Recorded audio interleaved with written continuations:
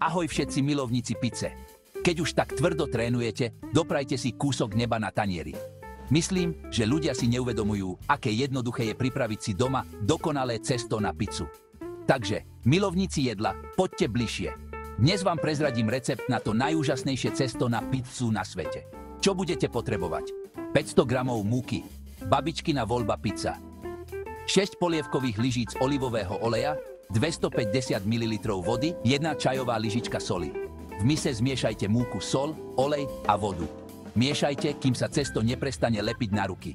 Malý tip od profíka. Čím viac sa s cestom pohráte, tým bude lepšie. Keď je cesto krásne hladké, rozvalkajte ho na vami požadovanú hrúbku. A teraz sa dostávame k tej zábavnej časti plnka. Na cesto natrite zmes pasírovaných rajčín, koreňa na pizzu, cesnaku a soli. Pridajte mozzarellu a čokoľvek iné, čo máte radi. Ak je pizza tenká, pečte pri 250 stupňoch Celzia približne 7 minút.